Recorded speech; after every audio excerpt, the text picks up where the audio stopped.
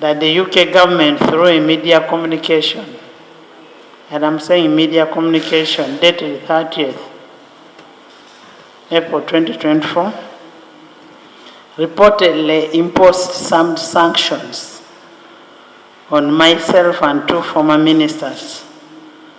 The ministers who were in court, purportedly on allegation of corruption, and the sanction led to travel ban and freeze of assets. I am told I have so many assets in UK and a lot of accounts in UK. Unfortunately, I've only been in UK once. I don't even have a postcard in UK. Honorable members, these sanctions are politically motivated. The bill that you passed in this house, we are carrying a cross. I am carrying a cross for the 48 million Ugandans. The LGBTQ Act, the Anti-Homosexuality Act, the law, is what is causing all this. This may not be the only ban. Another one will come. In the pretext of corruption, theft, what, all those kind of things will come. But we serve a living God. We serve a living God, and we will always not allow bamshafters in Uganda. If they want to do, let them do in their bedrooms, not in public. The law is there, it will be implemented. Let whoever feels the heart, let them go ahead. Me, I don't need to go in. I have said I have a passport, permanent passport, to Bukedea and to Buyende. I don't need a visa. So, honorable members, you need to be very firm and fight for your people. Just imagine it is your kid who is being sodomized tomorrow. But I am telling you, those sanctions, I have had an interaction, and we've gotten to know all what the sanctions are about, which the Minister of Foreign Affairs is here, and at an appropriate time, the head of state will also respond to it, because that is an indictment to Parliament of Uganda. You did pass the law yourselves. Me, I didn't even vote. I shared and you voted. So, I am not worried. And if they feel I have property, go and freeze them and see if I will complain. Even a postcard you can. I would like to categorically tell you that international backlash will continue. But one thing we need to do is to have respect for each other, respect for people's values, the traditions, the cultures of countries. We're a sovereign country. And those who are writing reports are writing reports because they want to do accountability. They want to do accountability. I have not said no. I have not said it.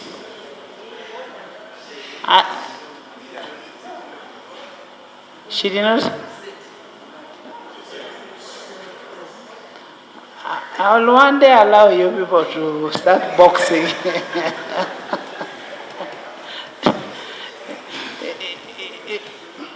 Honorable members, we need to safeguard the sanctity of this house, of this country. If we cannot do that, then we will not be doing what is expected of us. And whatever we are doing for the 48 million Ugandans out there. And in a special note, I really want to thank Parliament of Uganda for passing that law.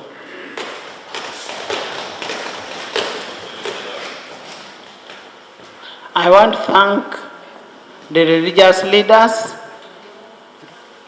I want to thank judiciary for upholding the decision. I want to thank the president for assenting to that law. That shows you how much he values the family values. And I want to thank all the Ugandans. Honorable members, there is an outcry, much as we passed the law on fisheries. But the people to an Honorable Nanduta in court, but the principle of presumption of innocence still stands. Yes. Yes. That the Minister for Foreign Affairs will be making a statement. I really think it's important because this is a matter that really touches on our diplomatic relations. And for purposes of just avoiding uncoordinated troop movements, it will be important that government states its position early enough to guide the debate and discussion. Otherwise, there is a very big likelihood of creating a diplomatic imbroglio arising out of the statements that we may make. Right, Honorable Speaker, for me, at the risk of anticipating what is in the statement, at the risk, the UK has a right to sanction anybody. It's really their right. And I don't think anybody should be concerned or bothered. Let them sanction whoever they want. It is really their sovereign right. But what should also happen is that they should respect the sovereign right of other countries. Because you see, you run a risk. You run a risk. I am on procedure. You run a risk. You run a risk, right, Honorable Speaker. We run a risk. We run a risk of undermining each other. So, right, Honorable Speaker, the procedural issue I raise is whether it is not procedurally right for the Minister of Foreign Affairs to first adumbrate the position of government before this matter is debated. Thank you. In your communication,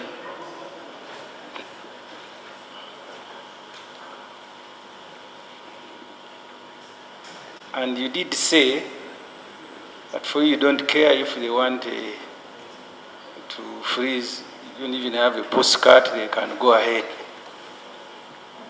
If, Madam Speaker, that is your conclusion, is there, and this is the procedural issue, is there a need for government to issue a statement when one of the persons sanctioned has said she does not care, this matter is not serious? So is there a need for government to again issue a statement if you have closed the matter in that fashion?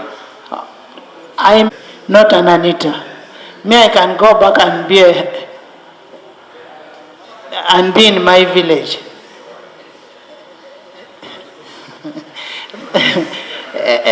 Honorable Minister, no, let's first hear from the Honorable Minister. Make a statement to the House and to public. The Republic of Uganda is a stable democracy that enjoys cordial relations with the vast majority of states in the family of nations.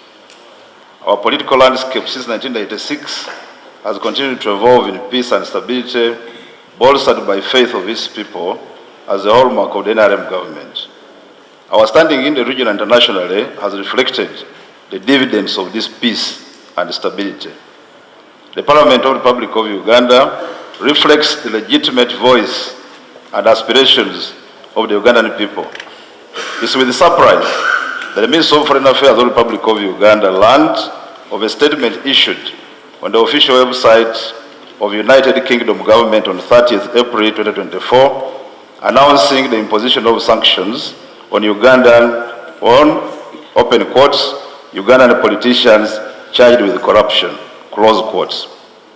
The case referred to under the UK's global anti-corruption sanctions regime concerning two former ministers, the Honourable Goretti Kitutu and the Honourable Agnes Nandutu, represents the first time that this is applied with respect to Uganda.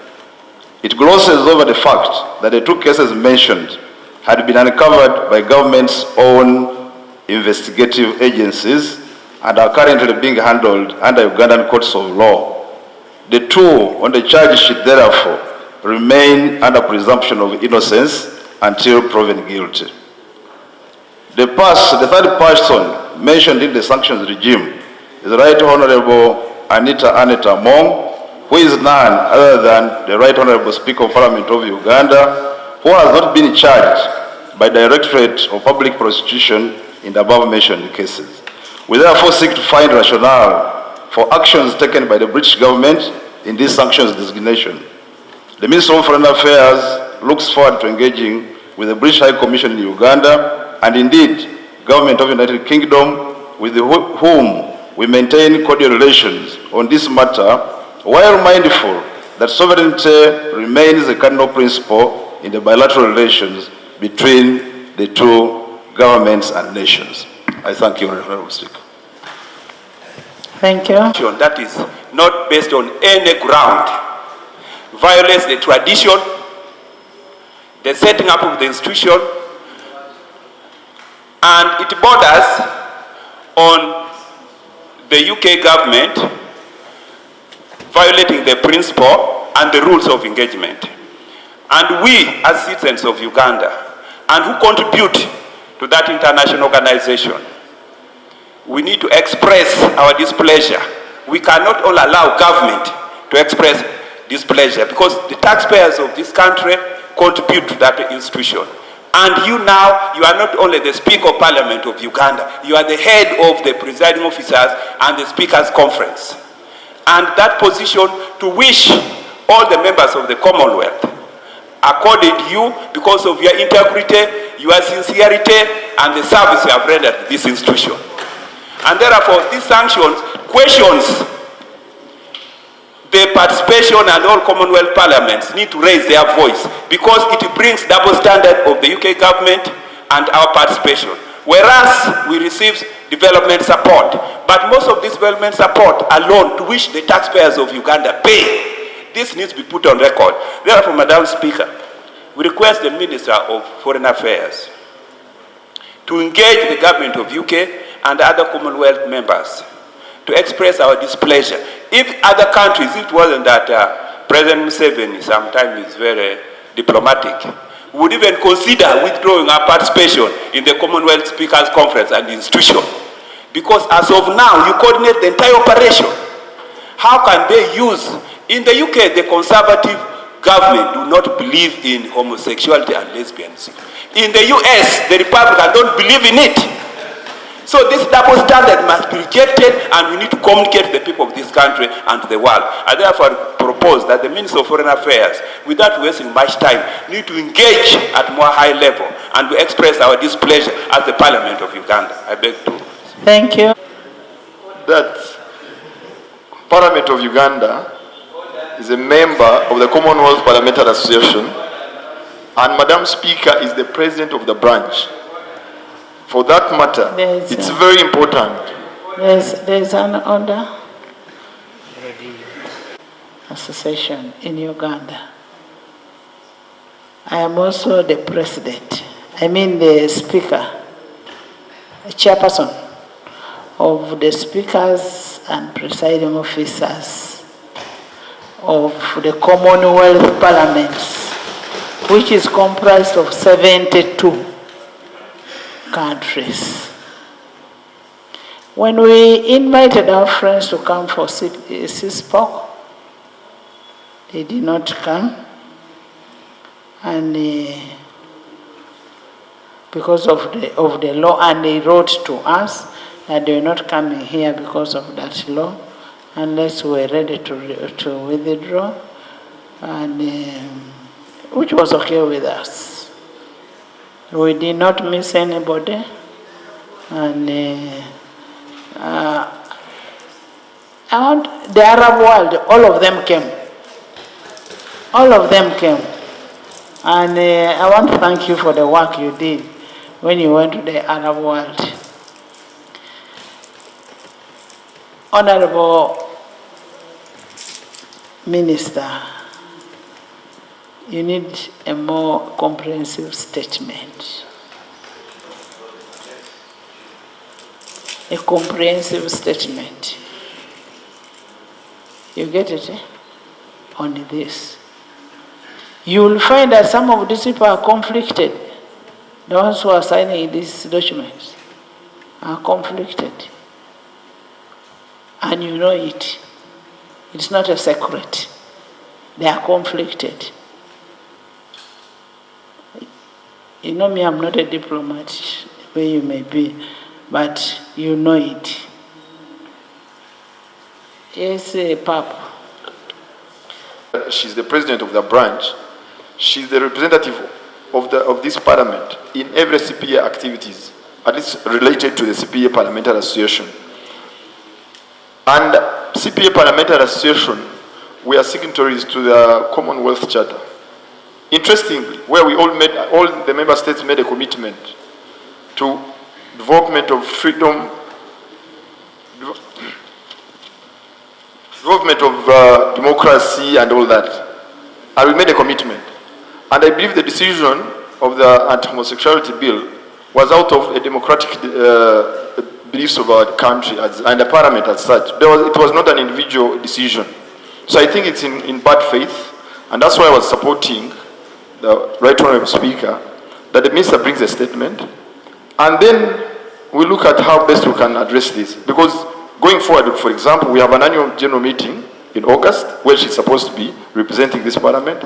We have another engagement in November, CPA, CPC, in Sydney, where she's supposed to represent this parliament. So how is she going to be participating with nations that do not believe in our democracy, or that are against the principles of the charter that we all subscribe to? So I think it's in bad faith, and I believe that it's important that the minister brings a statement and we find solutions on how best we can move with countries that are actually breaking the charters that they made commitments to. Thank you so much, Madam Speaker. Thank you. Thank you so much. The African Interparliamentary Conference on Family Values and Sovereignty that is sitting in Entebbe, and I'm sure they are closing today. But I want to assure you, over the 20 countries that attended are very proud of Uganda in terms of legislation on the anti-homosexuality law. I'm a member of the Pan-African Parliament, and most of the African countries are very proud of Uganda about the case of anti-homosexuality law. So I want all of you to move with your heads high over the decision you took, because the rest of Africa is very proud of us about what we did. Right Honourable Speaker, having said that, we are also doing very badly as a nation on matters to do with the corruption. As a nation, and we all know that the way we are handling our corruption cases cannot be celebrated. This issue of Mabati was not well disposed of. It just ended in corridors, and it ended like that. Ugandans don't know who was found guilty and who was not found guilty. And it is just there lingering. And I really want to think, that's why these that wanted to get on the speaker wanted to use that. Had it been disposed of properly, probably it wouldn't have been an issue. I keep wondering why the Mabati group was bigger. I'll give you information. The Mabati group was bigger. Why did they pick only the speaker and the two? Why not the rest of the group? And the Prime Minister, there are so many ministers here who are involved. Yeah, even my friend here, Msas, was part of those. So I'm just wondering why only the speaker and the other two? So if the matter was properly disposed of, probably we would be in a better situation to debate this. Thank you very much, Honorable Speaker. Honorable members, Where she said they had investigated this matter, and according to them, the people they took to court are those they found with incriminating evidence. And they said the others, the cases, the files had been closed. That's what the DPP actually said. honorable members, if the Karamojong team was here, they would bear me witness. When the issue came up on the Mabati, I said, I hope the Mabati that was put at my gate, because it was dropped at my gate. The gate of my school was not part of Karamoja Mabati. And I said, if they were, I will immediately return. So when the investigation went on, I said, give the schools, government schools, give the government schools the Mabati. I came back after finding out that that was the Mabati and refunded.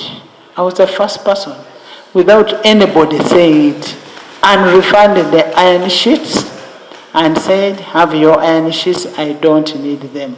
Because if they are meant for Karamoja, they are meant for Karamoja, not for my place. And I've never been to any court of corruption. And who says it is only Karamoja that would need Mabati? Even if they went to Teso, even if they went to Lamu, even if they went to where. But honorable members, this is a test on us. A test on us, which we must prove.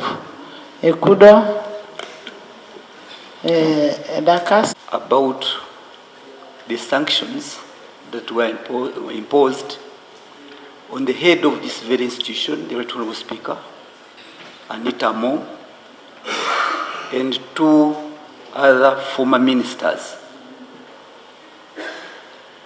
Honorable Chitutu and Honorable Agnes Nandutu. Right Honorable Speaker, I was in this house when we passed that anti-homosexuality law, and I can assure you, we as Parliament, we stand together on issues of morality of this country. There is no doubt about that. And I think each and every member of the House, you can't say it is the Speaker, it is so, it was a collective effort of the entire House. So if there is such an indictment, it's an indictment on the rest of, on all of us.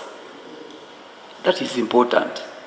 And to that extent, I want us to stand firm.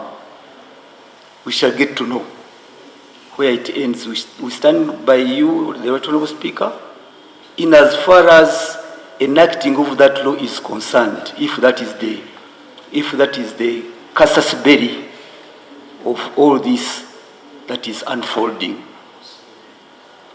But I would hasten also to add, Right Honorable Speaker and members, that for us to sit by, there is a lot of ramifications and what our relationship with the Commonwealth shall be.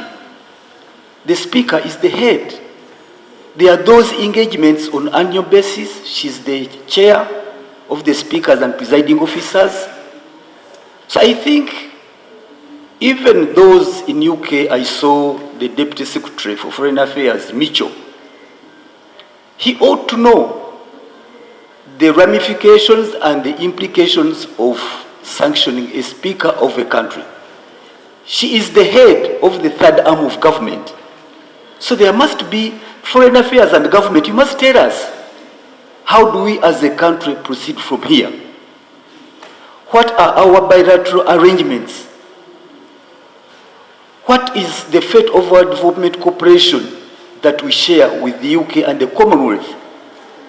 Can we withdraw from the UK, from the Commonwealth? And I think the answer is no. Then what is the way forward? Because the head of the third arm, who represents us who are seated here, cannot go to the Commonwealth. In other words, we are decapitated. We are decapitated, we must state it. We must take the implications. How are we going to engage with the other 56 other countries under the umbrella of the Commonwealth? So it's a question that we must answer, and government must answer that. It was peculiar that the president even chose to keep quiet about it the other day at the Labour Day celebrations. Because it isn't as easy as it comes. It isn't, honorable members. There is some weight on it. And I don't want to think that UK was not aware of the backlash of the fallout in all this. And to me, Right Honorable Speaker, it yet presents another opportunity. On how as a country, Minister, I hope you're taking notes of what Sage is raising. On how the country is proceeding on the question of corruption. To have your speaker sanctioned on account of larceny is such a grave matter. What is the rest of the country now? Probably I think they are now touching on the speaker to tell us as a country, how we are proceeding. A speaker of an institution, the third arm. So I think, Right Honorable Speaker, when issues of corruption arise, why don't we get the opportunity to discuss them and for government to handle the same to its full conclusion? This is the problem. We are stuck, we cannot even present our voices to be heard well because the issue of the iron sheets was greatly mismanaged. It was greatly mismanaged. The Rugorobis, the Chitutu, the Nandutus were those arraigned before court. And to me, having cabinet ministers and ministers attending court, then in the afternoon they go to attend cabinet, what indicators are we giving to the international community? So for me, on the question of homosexuality, I want us to disaggregate it. That one we all stand together. But on the question of corruption, honorable members, I beg your indulgence, that we must tackle it. We can't let it go. The other day we had an opportunity to look at ourselves as parliament. When the issue of the handshake, the service awards came, Right Honorable Speaker, have never given us the opportunity to debate it. Despite my constant standing here, can we have a look at ourselves? Or must we hide ourselves now in the same cloak? For me, I'm not part of that. If the UK is sanctioning and targeting the corrupt of this country, it's because we as a country have failed. Some ministers said that the anarchists came through their windows to their compounds and they were let scot-free. The unfortunate ones, the three, were arraigned before court and others are continuing to occupy the front bench. And the president made a very simple promise: I'm going to follow them. I'm going to follow them. Where is the following we were talking about? So to me, honorable members, Right Honorable Speaker, you better seize the opportunity. Seize the opportunity and say no to corruption. Lead the way so that as a country we can stand by you. But when this institution is full of loopholes, the allegations of corruption, the service awards are bound, and we cannot debate them, we cannot discuss them. What should we do? It is only seeming that now the foreign countries are the ones doing the job we are supposed to do. So I don't want members to hide about sovereignty of the country. They cannot search. Yes. Country cannot, we're a sovereign country. I mean, UK cannot come and run our country. They cannot. Thanks for the guidance, Right Honourable Speaker. We are going to handle the issue of the corruption, that is okay. Perceived corruption. You know, somebody should be proved that, like the ministers who are in the court. There were so many people about how many, Honorable Bua, do you want to say something? Before you can come up, Speaker, let us start with our ceremony. World Press Freedom Day, a very important day on which we remind government to protect the rights of journalists as they operate. Sadly, though, many times they face a lot of brutality from the state, which should be protecting them as they do their work. Our hope is that we can get commitment from government on this particular issue, but also to call upon the employers of these journalists, because as the state brutalizes them, their employers in one way or another ill-treat some of them. Poor pay and all of these issues that need to be addressed. So hopefully this day is a good reminder to all the stakeholders to treat journalists with respect and to empower them as they execute their mandate. Right Honourable Speaker, the issue of sanctions. In your communication, Right Honourable Speaker, you said 48 million Ugandans there. And secondly, I don't get handouts from those countries. There is an order. I don't know why someone wants to put the speaker on order. Right Honourable Speaker, no one has said you get handouts from these countries. We are talking about... Madam Speaker. Right Honourable Speaker, we are talking about the sanctions, which indicated corruption, Mabati theft, different things. That which you're saying is a different matter. I don't know if somebody is accusing you of getting handouts from these countries. That has not come up, and that's not the issue. For me, my concern is, if you're saying you only bothered about a visa to Vokedia, then you shouldn't be consumed by this issue, Right Honourable Speaker. You shouldn't be, because you also seem to be rallying us to join you in being angry over this matter. Because your answer is Vokedia, Right Honourable Speaker. Leader of opposition. But finally, Right Honourable Speaker, I want to implore government.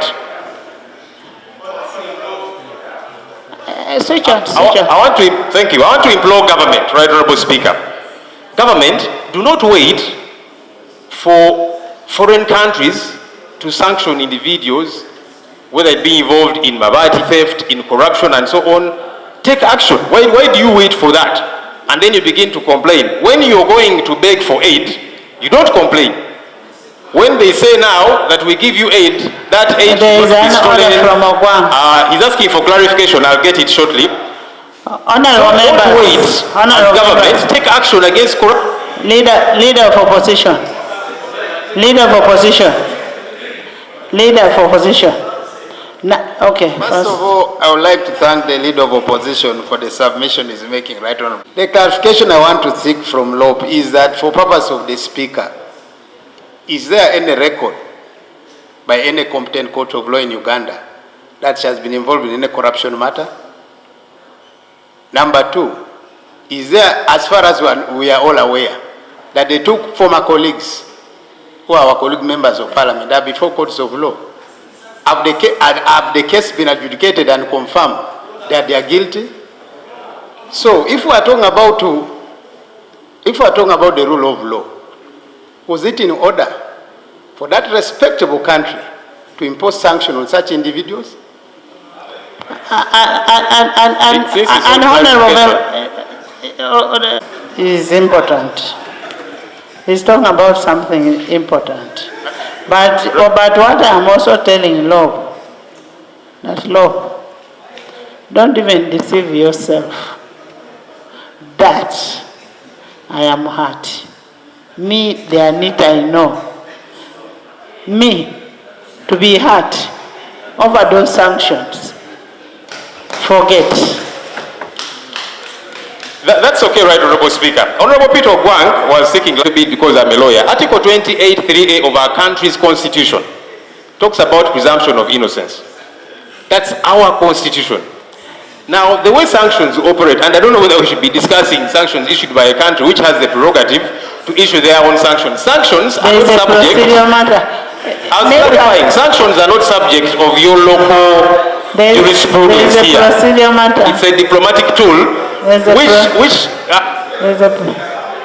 a procedure matter. Nathan, we have not started a comprehensive response on the action that you've taken on this, and I don't want anybody to think I am bothered of whatever is happening, but I am doing this for anything on me touches everybody in this house. I am the leader of this house. So when I say, some of you have property like, I have not said sage.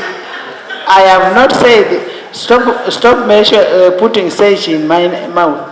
I have not said, I'm saying some people have. You lip sage.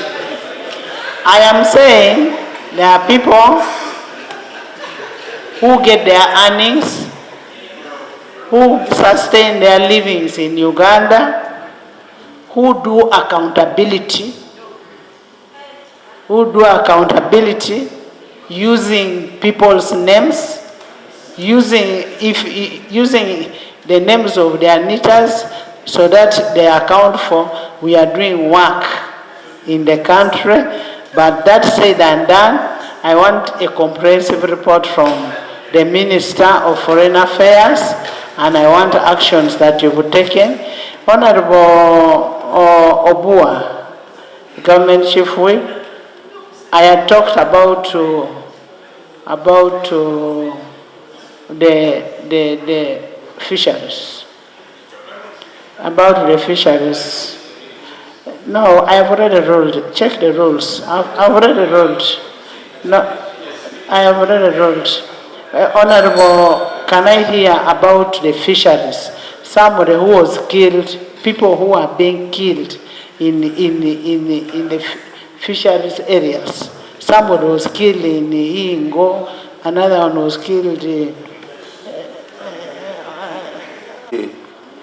the service awards, and you said yes, we are going to discuss it. We'll do it. And I had said, probably can we use this opportunity to know so that we prepare ourselves over the same? Yes, because in a way it shows that we are now committed to fighting corruption. There's a procedure matter here. Yes. I have equally seen.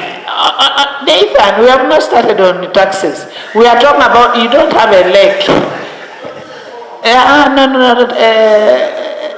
Chairman of BCU. Taxes. Right, Honorable Speaker, I have equally seen on social media, including in Amolata district, where one resident was reportedly shot dead by a member of the Fisheries Protection Unit, among others. May I request, Right Honorable Speaker, that you give the Minister in charge of Fisheries an opportunity to come and present a comprehensive statement covering all the fishing communities and what is transpiring within the country generally, but also with specific regard to the incidences that we have read and seen in the media. May I request for that time for the Minister to come and brief the House? As the Minister comes,